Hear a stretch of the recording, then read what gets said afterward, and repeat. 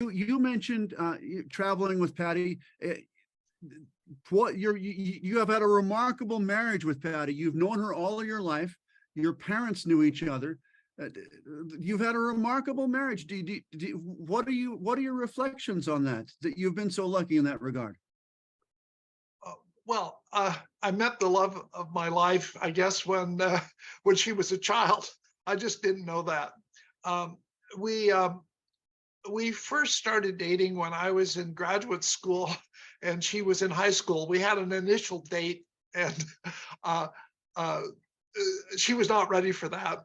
And then in 1965, things took a turn. I had just returned from graduate study at Oxford University, and Patti proposed that she cook dinner for the Beckhams. Our parents lived within a few blocks of each other. I was getting ready to drive down to UCLA to start fall semester.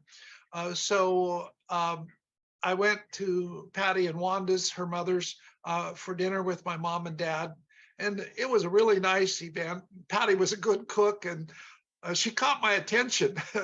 And very soon, by Christmas of that year, there was a budding romance.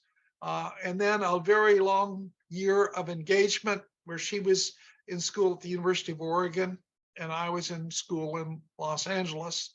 And then we got married in August of 1967. Patti was 21, young and not quite finished with her college degree. She took her last courses in Southern California and transferred in the credits to get her degree from the University of Oregon.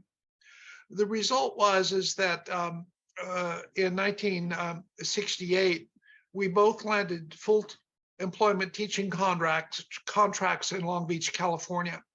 Patti became a music teacher at DeMille Junior High, Cecil B. DeMille Junior High, a very large school with a couple thousand students. And I began teaching at Long Beach State University.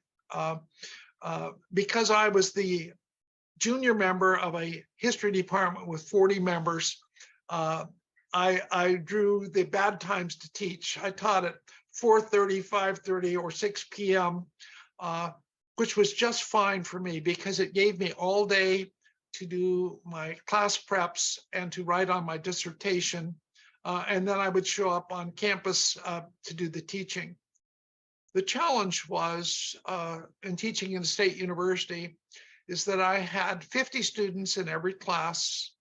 I had 200 students a semester. And I quickly saw that administering essay exams was virtually impossible because I didn't have time to read and mark 200 papers every time I gave a test. So that was part of the realization that we needed to find a different venue for teaching.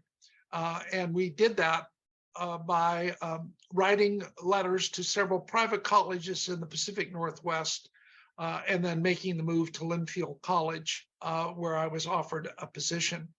So we packed the U-Haul truck and departed from Long Beach, California, and settled in McMinnville, Oregon, to start now a 55-year return to our home state.